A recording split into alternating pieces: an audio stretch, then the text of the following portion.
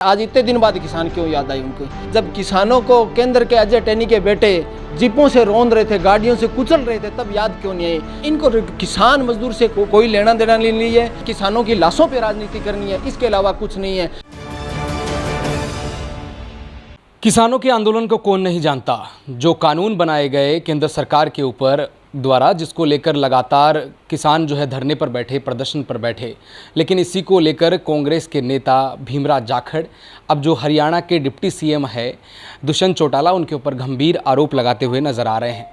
आरोप भी ऐसे हैं कि जिसको लेकर उन्होंने कहा है कि अगर ये दुष्यंत चौटाला का इसके अंदर कोई लेना देना नहीं होता तो शायद ये आंदोलन बहुत पहले ही ख़त्म हो जाता। हमारे साथ खास बातचीत के लिए जो है आज स्टूडियो के अंदर मौजूद हैं भीमराज जी। जो आप हैं कांग्रेस नेता के रूप में, आप हमेशा सदैव किसानों की आवाज़ उठाते आए हैं।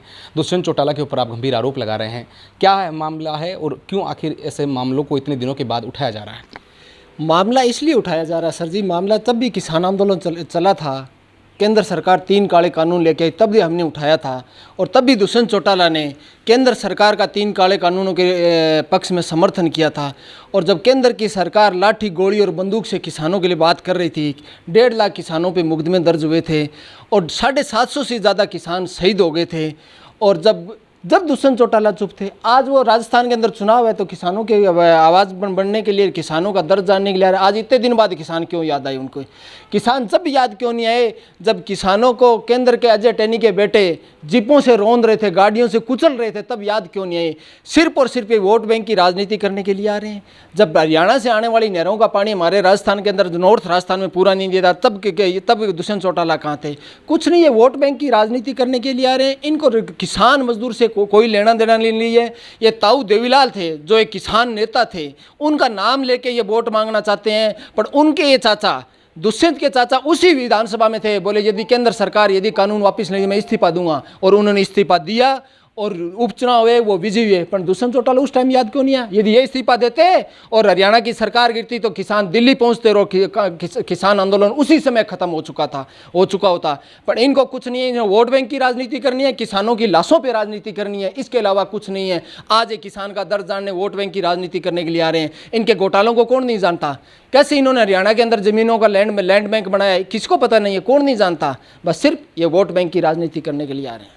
बिल्कुल। आप जिस तरह से दुष्यंत चौटाला के ऊपर आरोप लगा रहे हैं, लेकिन एक सच ये भी है कि राजस्थान के अंदर भी जब चुनाव थे पिछली बार तो किसानों के कर्जे को माफ़ करने की बातचीत लगातार कही गई। यहाँ तक कि जो मुख्य नेता राहुल गांधी हैं, उन्होंने भी कहा था कि ऐसे गिनती गिनूंगा 10, 9, 8, 7, 1 तक पहुँचते पहुँचते किसानों के कर्जे माफ़ हो जाएंगे। लेकिन आज भी किसान है वो कर्जे से जूझ रहा है। सच्चाई ये है। और क्यों अब जो है इस मुद्दे के ऊपर, जाहिर सी बात आपने सत्य कहा कि जैसे जैसे चुनाव पास में आते हैं ऐसे मुद्दे उठते भी हैं और गंभीर भी हैं, क्योंकि किसानों का मुद्दा कोई छोटा मुद्दा नहीं है। लेकिन फिर उनके कर्जे माफ़ करने की बातचीत जो राजस्थान के अंदर कांग्रेस सरकार के द्वारा कही जाती है, जो आलाकमान के द्वारा कही जाती है, लेकिन फिर भी किसानों का कर्जा माफ़ नहीं किया जाता है। सर जी बहुत अच्छा सवाल किया है, ये बड़ा गंभीर विषय है, मैं इसका बड़ा क्लियर कर देता हूँ। सर जी जो बैंकिंग सेक्टर है हिंदुस्तान के अंदर, जिसके अंदर सहकारी बैंक है, वो राजस्थान सरकार के अंडर आते हैं। जो सहकारी बैंक है उनका कर्जा माफ़ कर दिया गया है, उनको लोन वापस कर दिए गए, जिनको फसली ऋण कहते हैं, वो बिना ब्याज के दिए गए हैं और अब चल रहे हैं उनको। अब रही बात दूसरा लोन की, दूसरे लोन के बारे में, दूसरे जो बचे हुए बैंक है वो केंद्र सरकार की सूची के विषय हैं और केंद्र में भाजपा की सरकार है।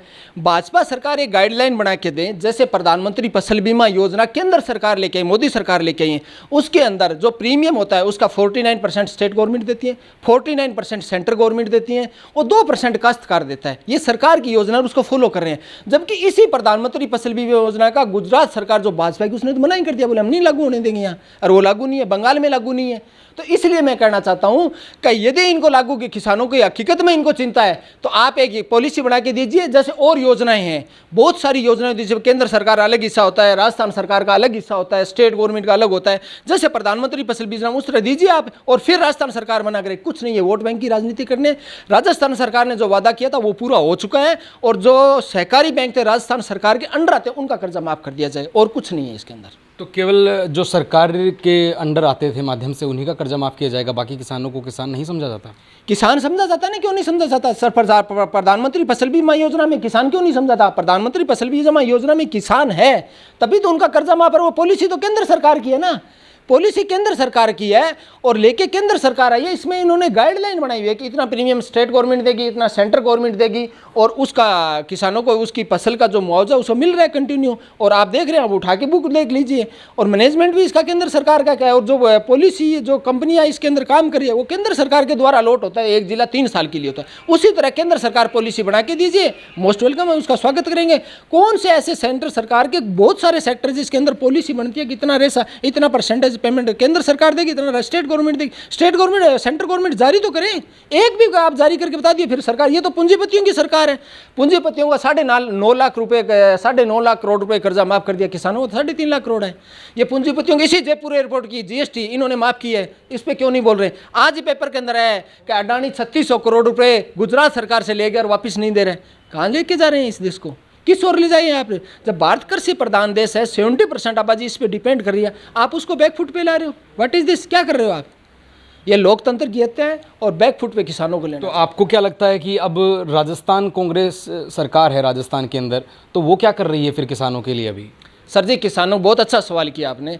किसानों के लिए 5.5 लाख एग्रीकल्चर कनेक्शन जो कुओं के पे होते हैं वो दिए जाएँ, क्योंकि डीजल और पेट्रोल महंगा होने के कारण बोनी थी, जो बोई होती थी वो पर हेक्टर 2000 रुपये महंगी हो गई थी। तो 5.5 लाख कनेक्शन देके सबसे अच्छा काम वो किया है। दूसरा, किसान होता है जो पशु भी रखता है, 168 करोड़ रुपए लंपी बीमारी से जो कि किसानों के पशु मर गए थे उनको 168 करोड़ रुपए का तो मुआवजा दे दिया, बाकी आना बाकी है। और पर हेड 2 पशु का केंद्र राजस्थान सरकार ने बीमा भी दिया है सर।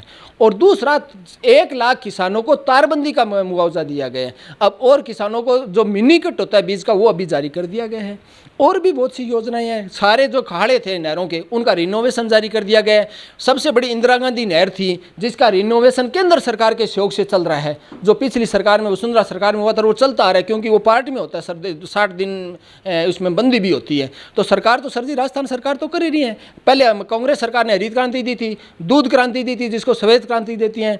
और तीसरी बात, अब गौण मंडियाँ राजस्थान सरकार के अंदर करीबन 1000 के करीब गौण मंडियाँ खोल दी, जिससे किसान इजी वे के अंदर जाके अपना सामान बेच सकते हैं। मोदी जी हैं जो केंद्र के अंदर, जो यूपीए सरकार थी, मनमोहन सिंह जी मुख्यमंत्री थे, तो ये लेटर लिखते थे कि सर जी आप एमएसपी लागू न कीजिए, आप स्वामीनाथन आयोग लीजिए। इनका घोषणा पत्र 2014 को उठा के प्लीज, तभी इन्होंने कहा था कि हम सत्ता में आए तो स्वामीनाथन आयोग लागू करेंगे और एमएसपी लागू करेंगे। कहाँ गए सर, क्या वो खाली जुमला था। ये किसानों की, ये लाशों पे राजनीति करने वाले लोग हैं और जल, जंगल और ज़मीन ये छीनना चाहते हैं। वो कभी देश की जनता बर्दाश्त नहीं करेगी। तो बिल्कुल, अब जो है चुनाव सामने है राजस्थान के अंदर, तो लगातार घोषणाएं हो रही हैं राजस्थान के अंदर भी।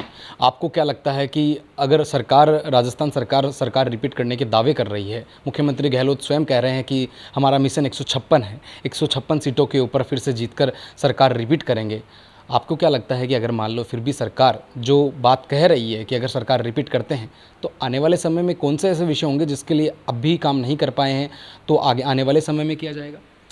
सर जी, आने वाले समय के अंदर सर जी ऐसा है मामला, मैं बता देता हूँ कि आने वालों में जो पेंडेंसी है, पेंडेंसी और कुछ नहीं वैसे हो चुकी है। ERCP एक बहुत बड़ा प्रोजेक्ट है किसानों के लिए, राजस्थान के किसानों के लिए रामबाण औषधि होगा। जो चंबल से पानी लाया जाएगा वो 14 जिलों के अंदर आएगा। यदि सरकार रिपीट हो जाएगी और उन किसानों को सर जी हम गांव-गांव, डांडी-डांडी तक पानी पहुंचाएंगे और मंडियों के अंदर अनाज से भर जाएगी। और किसानों के वो कहते हैं, गाना था कि बैलों उसका वादा तो प्रधानमंत्री नरेंद्र मोदी स्वयं कर चुके हैं। जब राजस्थान करके प्रधान मोदी जी करते थे, इसको राष्ट्रीय परियोजना घोषित करते थे ना। राजस्थान सरकार ने 14,000 करोड़ का बजट जारी किया, परियोजना तो उन्होंने घोषित की थी ना, उनको करना चाहिए था। कहा कि अगर हमारी सरकार आएगी तो राजस्थान के अंदर हम सरकार सर जी केंद्रीय परियोजना घोषित करना था, जब सेंटर का विषय था, ये सेंटर का विषय था। जबकि कर कौन रहा है, इसको स्टेट कर रहा है।